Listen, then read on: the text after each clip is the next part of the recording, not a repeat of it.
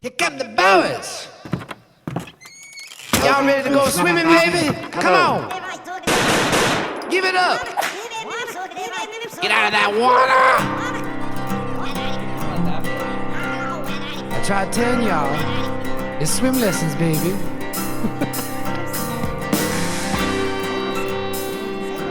I was so jacked up for this one. My guest today is Treysen Eaglestaff. So many times here in the great state of North Dakota, we get opportunities from people from our great state to go on and do great things. Treysen right now has that opportunity. A week ago, he scored 51 points against South Dakota State in the Summit League Conference tournament, and that was the most by any player in NCAA Division I so far this season. He also had 40 against Alabama early on this year, and he's coming to this part in his career where he's entered the transfer portal and he's not sure what his next steps are going to be. We talked about what those next steps are going to include, how his work ethic is going to be when he looks towards the future. And it was a very insightful conversation because when you see a kid like this come from where he came from to now where he is, what happened in between? And we got into that. And I have a different way of looking at Treysen now, and it's in a good way. And I really want to thank Coach Wilhelm for setting this up. It was literally, I texted him on Monday night, asked him if this was possible. He said, actually, he's in Bismarck right now. So a big shout out to Coach Wilhelm. And I forgot the janitor's name for Bismarck High, but he was a big help as well, getting this all set up. And everybody at Bismarck High School, thank you. And most importantly, thank you to Treysen Eaglestaff for taking the time to talk to us here today on Swim Lessons. Before we get to Treysen, though, I want to talk about our sponsors because they make today possible. The first, the great and powerful PSP Network. It's game day, baby. They've been promoting local student athletes for a very long time.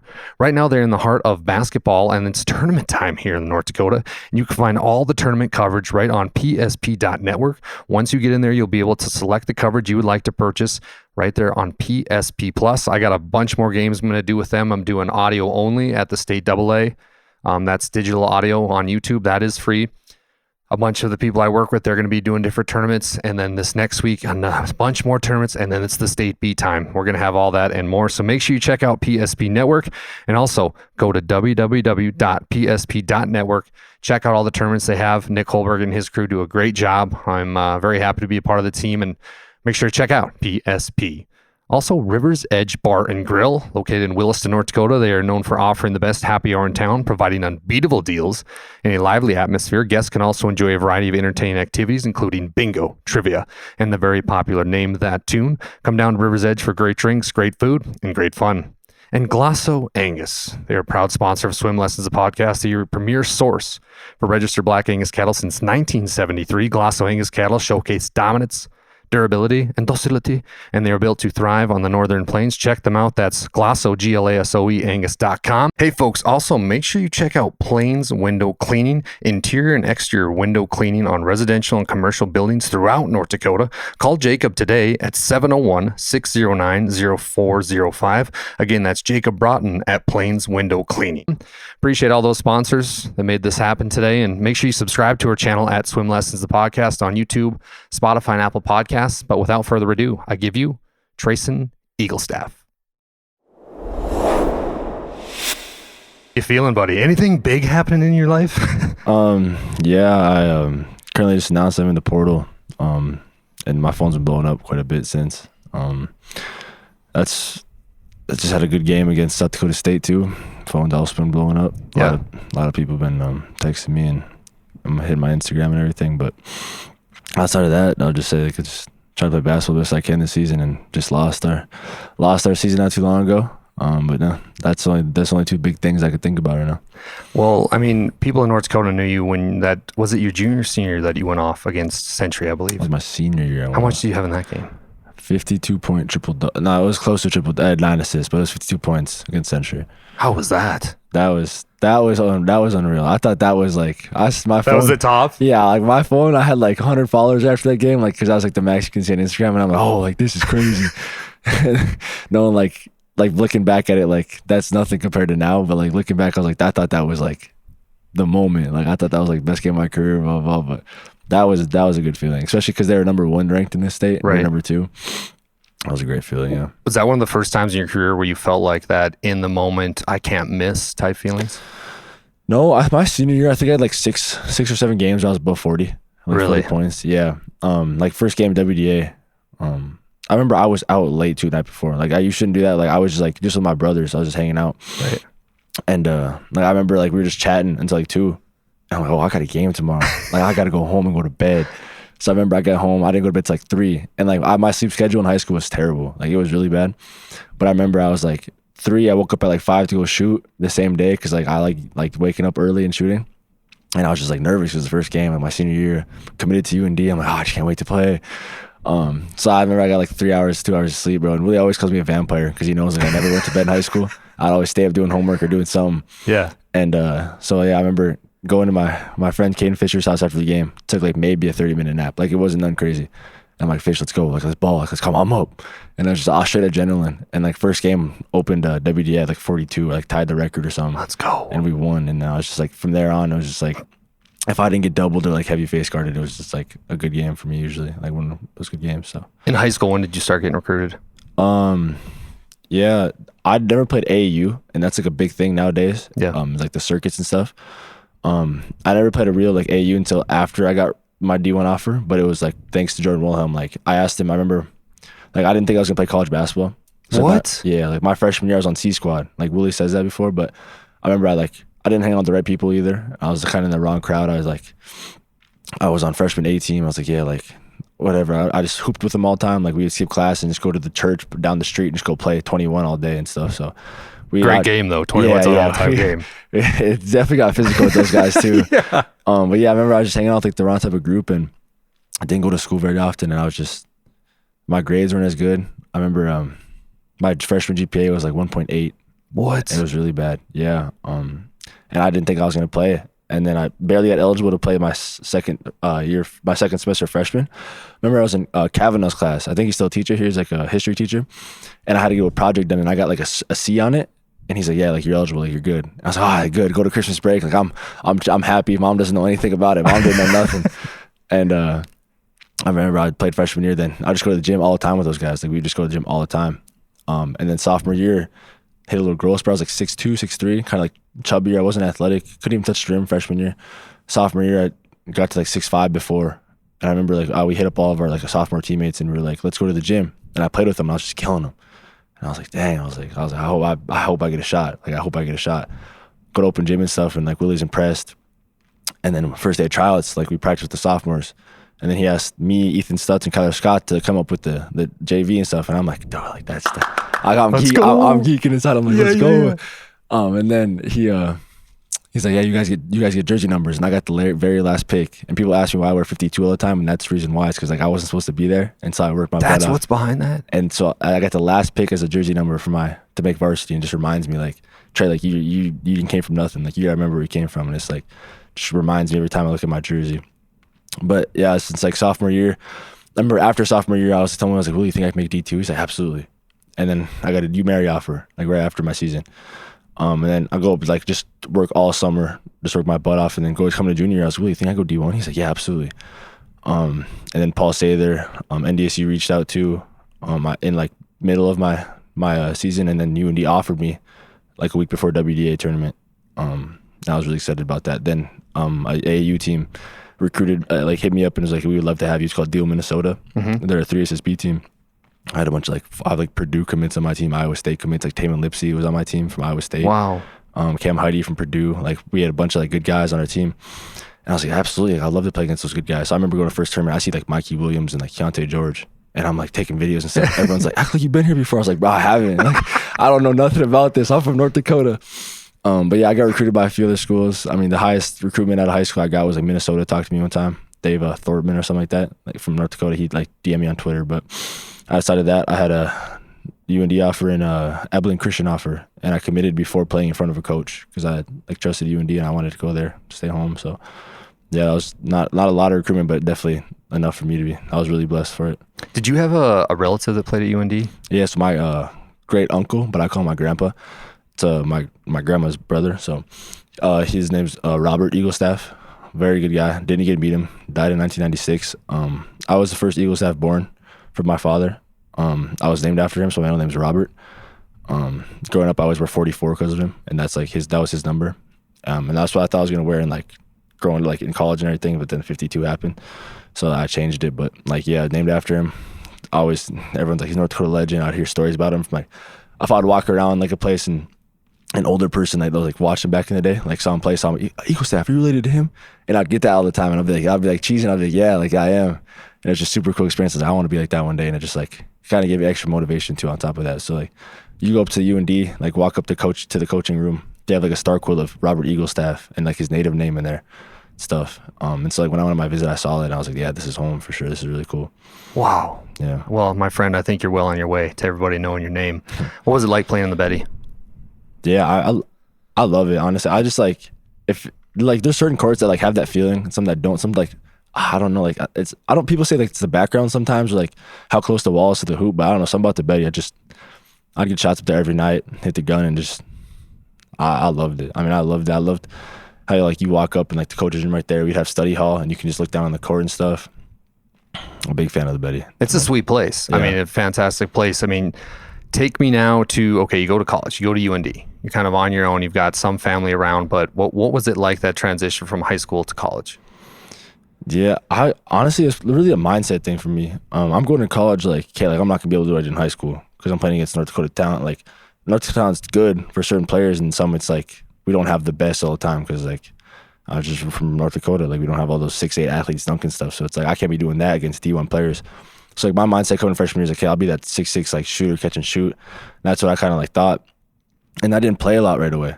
And I was like, I was like mad. I was like, you should have redshirted me. Like, why am I playing 6 minutes first game? Like, what are you doing? I was so mad. And eventually, like in practice and stuff during season, I remember I was just like, Trey, you just gotta like stay down. It's like just keep working. I was like, just like don't like my mindset was just like screw everybody, screw the coaches, screw my teammates. Like I just gotta go. Which I don't know if that's good. Like it's not a good mindset to have when you're just mad at everybody and everything. Well, dude, I was watching this morning with my son a Kobe video, and that's what he had. And he's like, I'm glad Shaq won that first ring without me because I needed that. Because then everybody's saying, oh, the Lakers traded the wrong guy. They should have traded Kobe. So I think that's good, dude. You create that fire in your soul. Yeah, that's what I was feeling. So like in practice and stuff, I'm like, okay, like I'm on the white squad. Like, what do I have to lose? Trey, like just hoop like you did in high school. And I remember I started doing like hezzy pulls and like trying to like get in my bag and stuff. And it was like working. And I remember like we went to like Creighton and stuff. I got in the first game. I did a hezzy pull. And I was just like out the game. Like I missed. I was out. I was like, dang. I was like, why? I realized you don't get that green light right away. Like you got to work up to it. So I'm like, okay, like catch and shoot, play defense, like just try to get your like make a play and stuff. And I learned how to like heat up right away, like kind of like heat up right away, but like get that momentum going. And then after a while, I remember Elon. I was with Daniel Hong. He was at Mary, but he's transferred. But I remember I was sitting on the bench with him, and I was like grabbing the chairs. I was like, yeah, like I remember this feeling, like grabbing the chairs. Don, I said, Don, when I go in, like I don't care, like I'm throwing up. I said I do not. Like I was mad. He's like, all right, bro, just do you. I remember we're over at Elon, and I had like 15 points. First half I had like 10. I was mad. Then he took me out second half. I didn't play a lot because there was rotation with this guy named Matt Norman, which he's a really good basketball player, so I understand why. And then they ran up a play, and like it messed up. And I remember like I have a video on my phone. Like I did a right hand hezzy pull, like just chucked it up last second, went in. I'm screaming at the bench. I said, trust me, coach. Like I'm yelling at him, looking at him. I'm like eye to eye, and like. Hey folks, hope you are enjoying this episode. But support for Swim Lessons, the podcast, comes from Brandon Weber, your Edward Jones financial advisor at 1600 2nd Avenue Southeast, Minot, North Dakota. For more information, visit edwardjones.com. Edward Jones, member SIPC. He like started giggling. I was so mad. I was like, "Yeah, play me more," and I was just like getting angry. Glocker, we won the game. I was like our leading scorer, 15. Super cool experience. And like after that, I kind of like understand like, okay, like Trey, like just gotta get mad. Like and out of high school, I used to listen to sad music all the time. Like before a game, I'd be like, really? I'd be just like kind of like quiet guy, like Trey, like just be like calm. I just got angry. I was all the time angry. And sometimes that's bad because I'd get too high and then it'd just be like too over aggressive and stuff. So I had to like find the happy medium. And that's what happens like when you mature, and the maturity aspect of it's really big. People don't talk about that. But like that's part of basketball, is like when you mature and you realize like stuff going on like on and off the court, and like just realize the bigger picture, like that helps you a lot. So then I realized some of that in starting conference play. I started for like half the conference, I think. And then our senior, like we started heating up a little bit. So I respected that. I think I averaged like 8-9 points my freshman year, which is like I'm really impressed with. Like Trey, you did that. And then like sophomore year, start every game. We had averaged 14. I had some big games too. It was like, again, the maturity part. Like sometimes I had a 0-point game. Every year of college, I've had a 0-point game still. It's part of basketball, and you just gotta realize, like, Trey, like, not every night's gonna be your night. Like, you have to realize, like, you're playing against grown men. Like, you're 19, playing against 24-year-olds still because COVID and stuff. Then this year, just a lot of learning experiences, but I've definitely tried to do the guy role on a Division I school, and that's something that, like, I've set goals for myself. Every year I play basketball, and I told Lily this is like my freshman year. I was like, make A squad. I was like, sophomore year, try to make varsity. Okay, now try to be a starter on varsity, or be like a good guy on varsity. Okay, now try to go play college basketball. Okay, now try to go D1. Now try to go play at D1. Now try to be like a top scorer at D1. Now be the guy at D1. And I'm trying to, like, just exceed my goals every time, like, just little steps. And sometimes people just look for the big picture, like, I want to the league. But there's so much extra things that got to go into that, and like all the work and stuff. So yeah, that was a big part of my college experience. Yeah, that's a great way to look at it. I mean, Coach K talks about all the time at Duke how it would just be game by game, because sometimes the players look at the big picture. Oh, we got to win a national championship. Oh, then you forget about these little games and little possessions that end up mattering a lot. Okay, now fast forward a little bit to my favorite part of your career was the Alabama game. Really, truly your coming out party to the nation.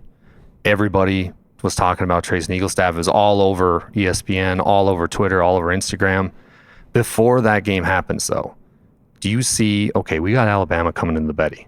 Grant Nelson, this is supposed to be his homecoming. This is supposed to be the Grant Nelson show. I'm going to circle that one. I'm going to make it my show. Honestly, like, we were having like a rough patch at that point. The team was. Yeah, like we were winning. So I'm like, we're about to have like a number 5 team come in our place. And like, I'm thinking like they might 40 ball us. Like they might just like this might be embarrassing. Like a sold out game, everyone's there. Yeah. Like that just cannot happen. I was like, I don't care. Like, okay, like don't get messed up or just embarrassing. Like, yeah, oh yeah, we came just to watch Alabama play. Like, no, like absolutely not. So I'm in, like, we start the game off, and like, it was a Grant Nelson, like, because Grant Nelson deserves the credit. Like, he's done fantastic. So much. Yeah. In my mind, I was like, yeah, like, why not me? Like, why can't that be me?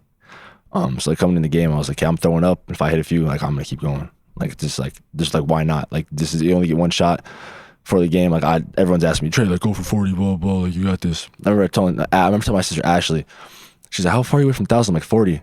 She's like, who do you got? I was like, Bama. I was like, yeah, I might have like 12, bro. I'm not gonna lie. Like, I might have 12 and like a good 20-point loss, bro. But like, I'll probably get it when we play like SD Mines, because we had like an NAID too.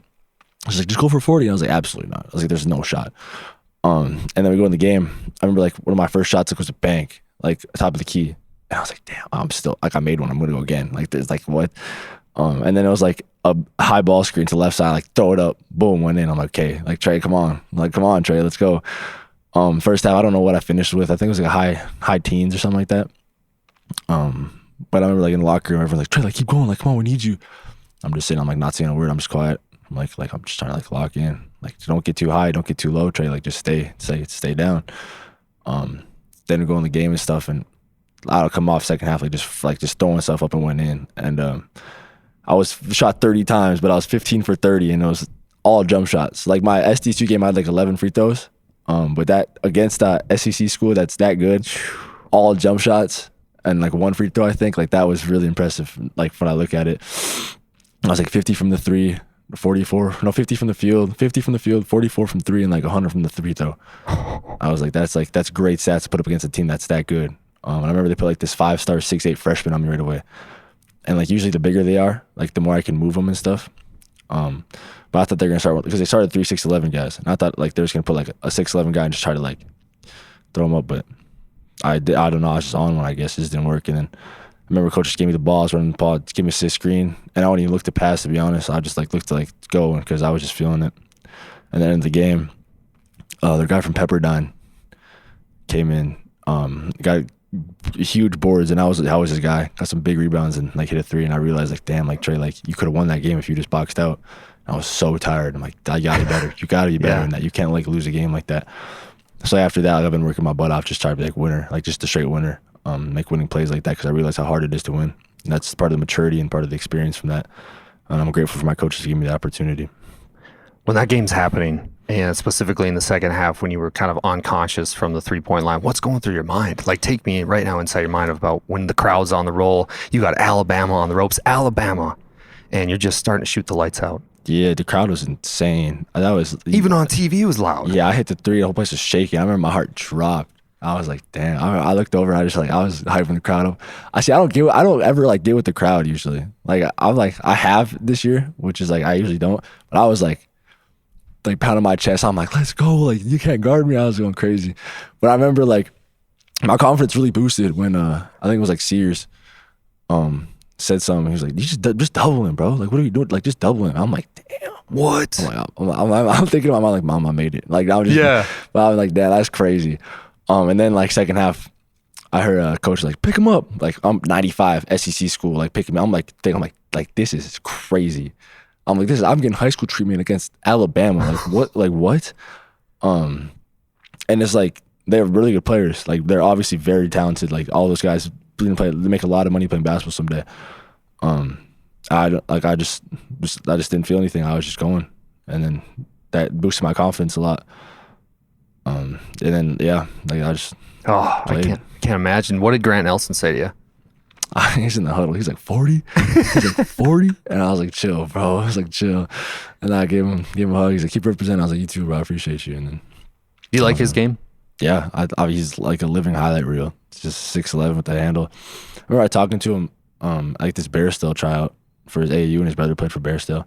He was like, I wish I played basketball sooner or something like that, because apparently he only started like in middle school or something. Really? From my understanding, I don't know for sure. Right. But like that whole family's athletic. Yeah. I remember I played in a native tournament. We played Leif, his older brother, the one that's at USC for track.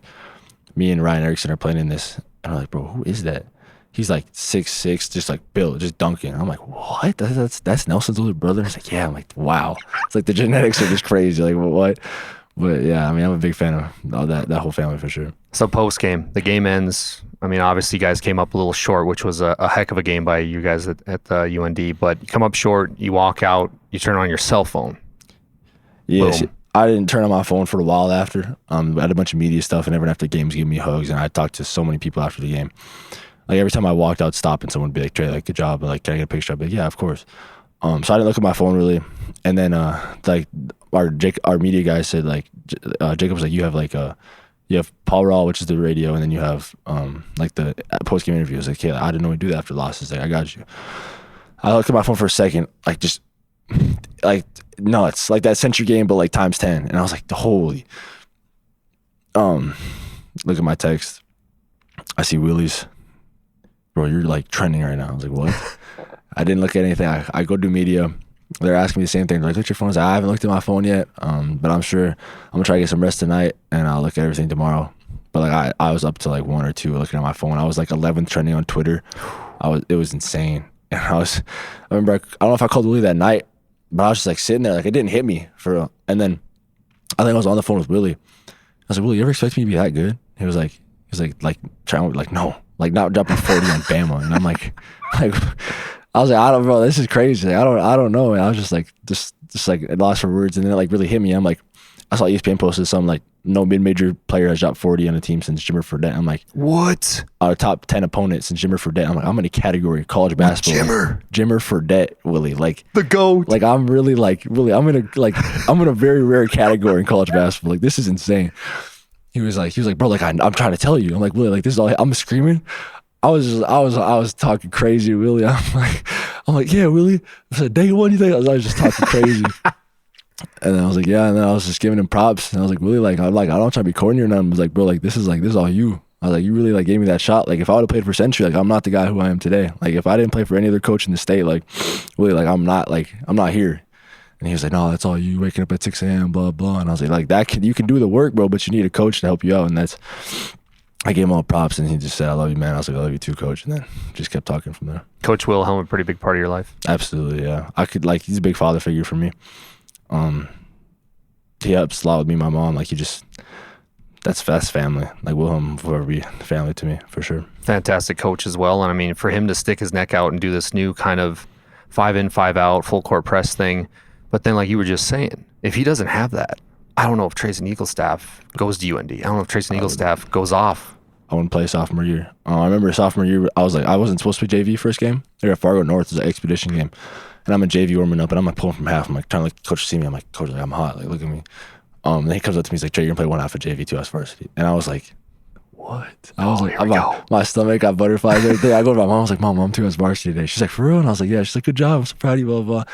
And at like 15, first game, and everyone's like, who's this guy? Yeah. First WDA game, played Mandan. Like a good Mandan squad with like a 6'8" guy, like some like senior guards. Like they were like a solid squad.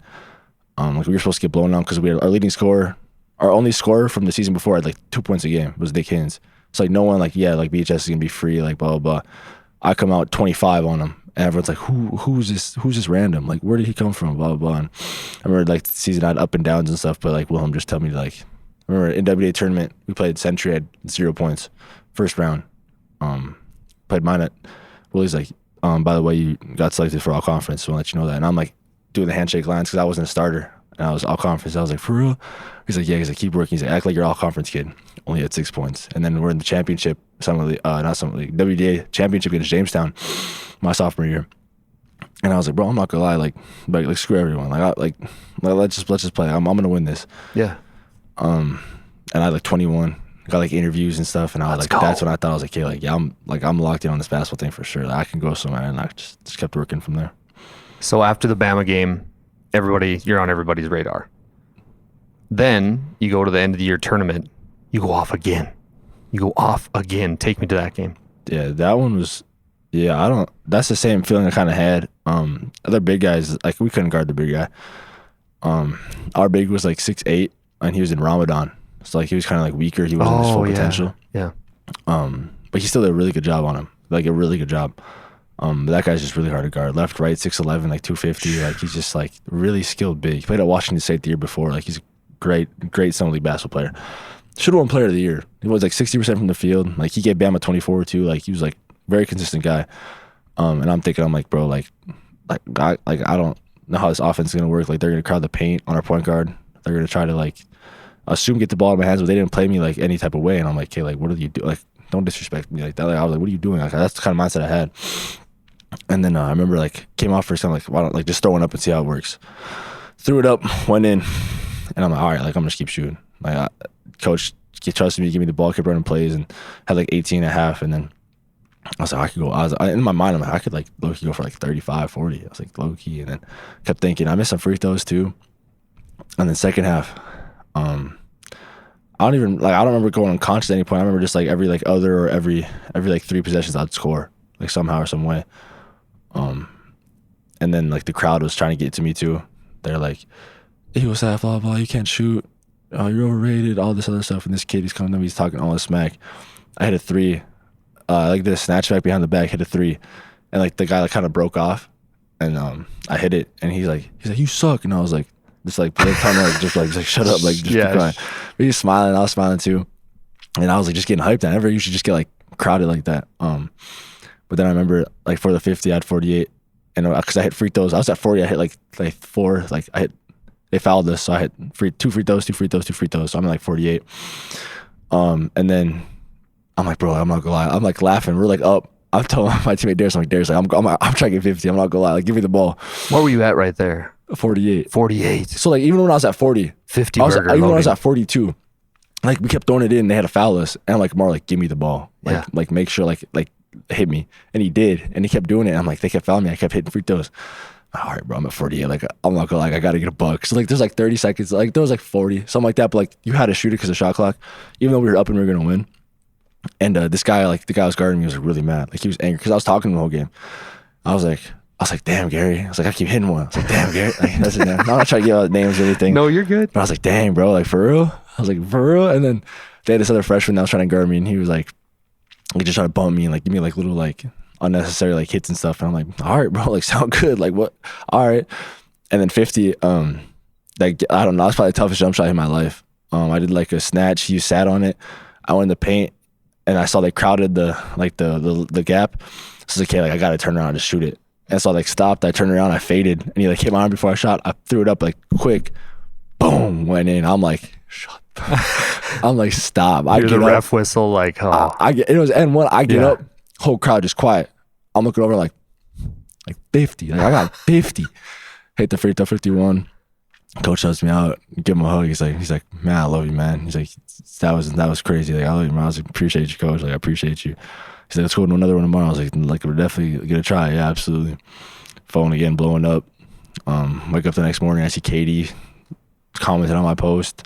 One of my favorite rappers followed me and DM'd me about the game. Wow. And I was just like, wow.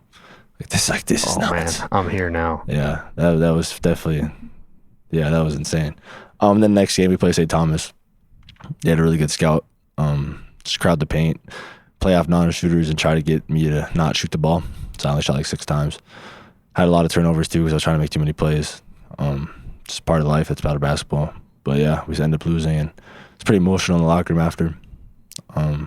I love all my teammates. I'm a big family guy. Yeah. So when it comes to like that type of stuff, it was really hard.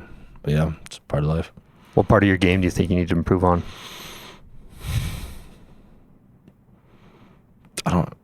Everything. Yeah. There's not like just keep getting better overall. I mean, I haven't like done anything yet. Like I don't know. Like I haven't won no championships or anything. Right. I just need to be a championship caliber player.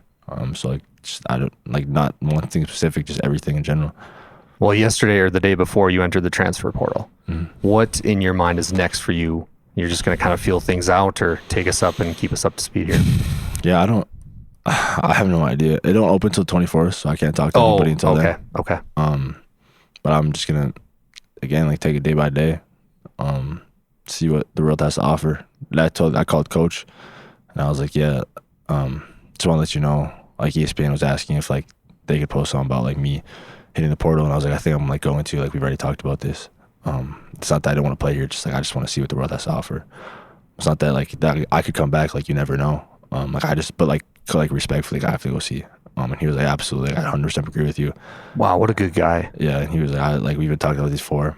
And even my meeting the year before, I was going to transfer out, and he told me, he's like, Trey, like I don't want you to stay out 3 years. Like, I want you to explore the world too. He's like, but I think you need one more year. I was like, you can, like, because BJ Omot left that year, and he's like, BJ's gonna come and talk to me. He's gonna leave, and that's a different story.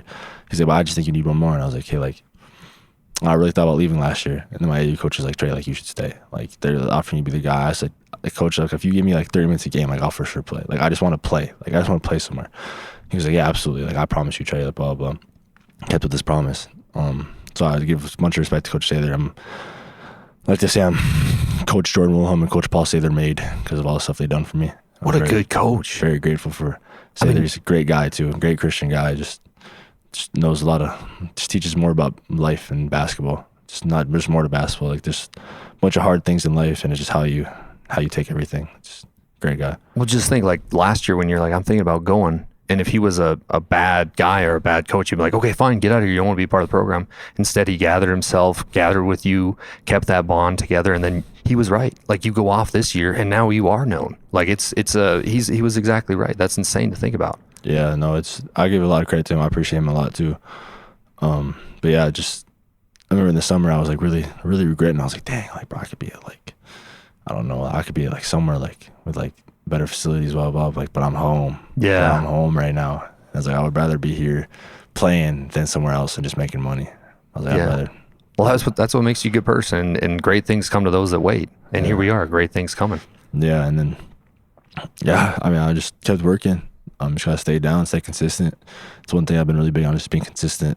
Ever since I got back to Bismarck, trying to get back on my high school grind, because college is different because you have to like go to practice and lift and stuff. But I don't have anything like scheduled, so I just want to get up at 6, going to shoot at BSC, and take my little brother with me to show him like how much you gotta take. So just trying to be consistent with my life and trying to eat good. Nutrition is a big part of it. I didn't do that in high school. Just had ramen and pizza and like peanut butter sandwiches. Like, I did not eat good for sure. I lifted every day, but I was still like 175 out of high school. Like, I was just scrawny. And now I'm like 200. I haven't gained a lot, but it's like, that's a big jump. Yeah, it's like enough to make a difference for sure. Well, just think about this. We're about to come in the best part of your March Madness for the NCAA tournament. You saw what Grant Nelson did last year. Fantastic performance, right, when his team needed him. You could be watching this year what you could be part of next year, like a Final Four, Elite Eight, Sweet 16, whichever way you want to put it. I mean, something to think about when you're working towards your goal. Yeah, I mean, yeah, it's just really all God's plan for real. It's all glory goes to him. Everything that I've done in this moment, like since this moment, it's all been his doing. So just hopefully that could happen one day, and maybe it doesn't, maybe it does, but it's really in his hands.